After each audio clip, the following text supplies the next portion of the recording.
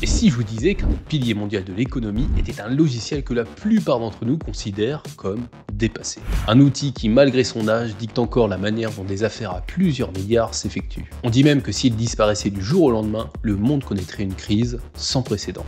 Bon, ok, ça c'est moi qui le dis, mais ça empêche que c'est pas faux non plus. Et cet outil, c'est ni plus ni moins qu'Excel. Vu de l'extérieur, c'est quand même fou de se dire que ce tableur qui ne paye pas de mine est en réalité aussi important. Mais alors, est-ce que vous vous êtes déjà demandé d'où Excel tient cette mauvaise réputation? Pourquoi la plupart des gens se demandent comment il fait encore pour exister? Mais surtout, pourquoi il est considéré comme vieux, austère, voire dépassé? Alors on va comprendre comment ce manque de coolitude affecte notre façon de travailler, notre perception des logiciels et même notre parcours professionnel. Et je vous jure qu'après avoir vu cette vidéo, vous ne regarderez plus jamais Excel de la même manière. Excel, c'est un peu à la bureautique ce qu'un prof de maths est au lycée. Essentiel, mais pas vraiment fun. Le tout premier truc que vous voyez quand vous ouvrez Excel, son interface utilisateur. Un vrai voyage dans les années 90. Surtout à côté des outils aux allures bien plus modernes comme Airtable, Notion, Asana ou Google Sheets. Alors oui, Microsoft a fait des efforts pour moderniser le look, mais soyons honnêtes, Excel a toujours eu cette ambiance de sérieux extrême, comme si le logiciel vous disait « Ici, on décode pas, on fait des calculs ».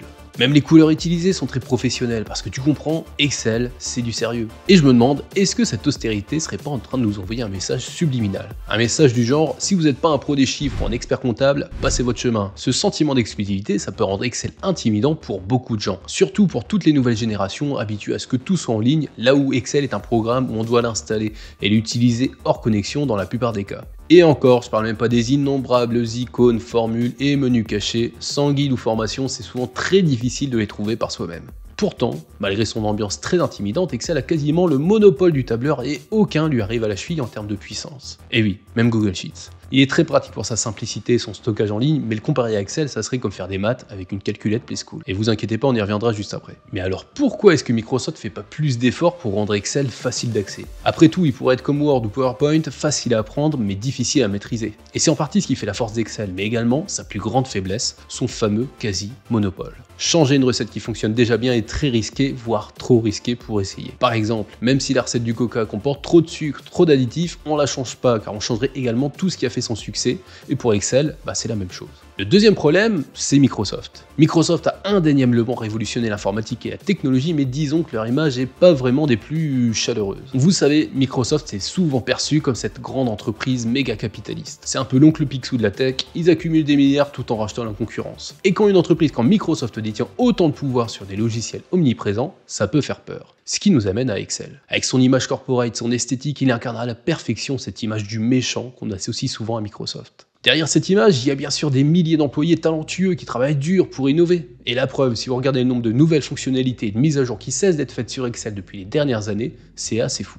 Le problème, c'est que ça n'a pas toujours été le cas. Microsoft s'est longtemps caché derrière son monopole en réservant le tableur à une élite sans se soucier du grand public. Par exemple, on s'attendait à voir Excel évoluer vers une version hyper connectée dans les années 2010 et au final, les fonctionnalités existent, oui, mais elles sont en dessous de ce que le grand public espérait. C'est pas très accessible et il faut un certain niveau de connaissance pour réussir à en tirer quelque chose. Mais heureusement, ça a bien changé. Le logiciel a plus évolué ces 5 dernières années que dans toute son existence cumulée. Mais c'est pas suffisant. Le douloureux passé d'Excel l'affecte encore aujourd'hui. Alors, est-ce que cette image empêche Excel de rester le meilleur dans son domaine? Eh bien, pas vraiment. Mais par contre, elle suscite clairement une méfiance qui peut nous pousser à considérer des alternatives.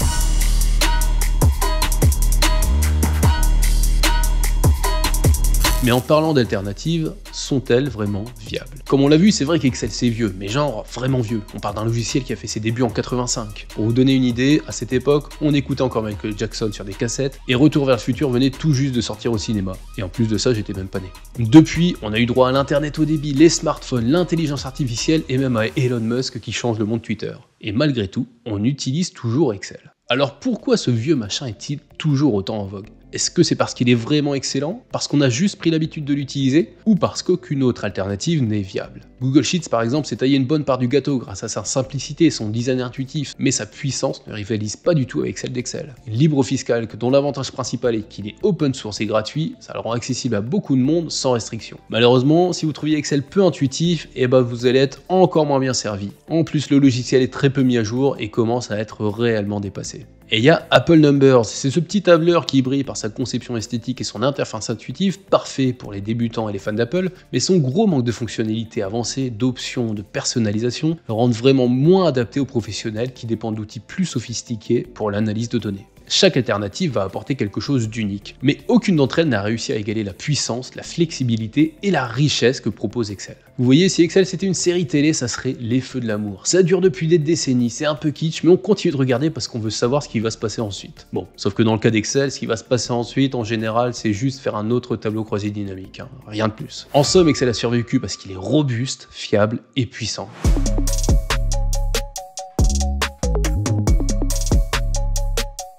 Malgré tout, pourquoi est-ce qu'aux yeux du grand public, il paye toujours le prix de ses années d'ancienneté et de l'image qu'on lui donne? Et si Excel n'avait tout simplement pas envie d'être cool? Et si Excel c'était un peu comme cette vieille voiture de collection, puissante mais increvable? Et si Excel ne voulait pas être accessible car il préfère se concentrer sur des fonctionnalités complexes? Formules, tableau croisé dynamique, macro, VBA, ce logiciel en fait c'est une vraie usine à gaz, et pour certains besoins professionnels pointus, rien ne peut rivaliser. Mais en plus de la puissance, c'est aussi une histoire de sécurité et de fiabilité.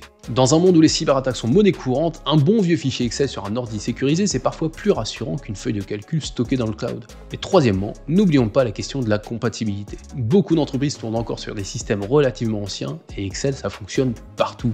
C'est même souvent installé par défaut sur les ordi des entreprises. Et puis enfin, il y a le facteur humain. Combien de générations ont appris à utiliser Excel à l'école ou au travail? C'est un peu comme apprendre à faire du vélo. Une fois que vous avez les bases, vous oubliez jamais vraiment comment faire. Et changer pour un autre logiciel, ça demande du temps et de l'énergie pour former tout le monde. Et là où il brille vraiment, c'est dans le monde corporate. Excel, c'est le costume 3 pièces des logiciels. Sérieux, formel et très professionnel. C'est un outil pour les gestionnaires, les analystes et tous ceux qui ont besoin d'un niveau de contrôle et de détail que peu de logiciels peuvent égaler. Mais alors, sous prétexte qu'Excel est le meilleur, ça veut dire qu'il convient à toutes les utilisations? Eh ben pas du tout. Contrastons avec Google Sheets, c'est le suite à capuche du monde des tableurs. Vous voulez partager rapidement une feuille avec votre équipe sans vous prendre la tête? Bah passez par Google Sheets. Vous voulez collaborer en temps réel sans avoir à vous envoyer des versions multiples par email? Eh ben Google Sheets encore. C'est simple, c'est rapide, c'est fait pour les gens qui veulent que les choses soient faites sans chichi. Google Sheets, c'est le choix des startups, des freelances et de tous ceux qui n'ont pas besoin d'une usine à gaz pour faire leur travail. C'est plus accessible et c'est moins intimidant. A l'inverse, si vous avez le temps et l'énergie de grimper cette courbe d'apprentissage abrupte, Excel sera votre meilleur allié. Vous aurez accès à un niveau de contrôle sur vos données qu'aucun autre tableur ne peut vous offrir. Deux mondes, deux approches, mais au final, un même but. Gérer des données de la meilleure manière possible selon les différents besoins. Excel, c'est un peu comme ce vieil oncle à une réunion de famille. Il a des histoires incroyables à raconter, il est bourré de sagesse, mais il est aussi un peu rigide et dépassé par les nouvelles générations. Et pourtant, même ce vieil oncle commence à utiliser un smartphone, non? C'est là qu'Excel prend un virage intéressant. Microsoft, conscient de son image rigide, ne cesse d'y ajouter de nouveautés conséquentes, comme le Python qui a été ajouté dernièrement. Ils vont même y intégrer des éléments d'intelligence artificielle, comme avec Copilot qui arrivera bientôt. Ils semblent enfin écouter et se préparent à jouer un rôle dans le futur du travail, et pas seulement en capitalisant sur leur passé. Si vous êtes prêt à investir le temps et l'effort pour dompter la bête, alors Excel vous ouvrira des portes que vous ne soupçonniez même pas, et surtout avec les nouvelles fonctionnalités qui arrivent. L'image d'Excel est en train de changer, voire même de renaître, et il serait dommage de passer à côté.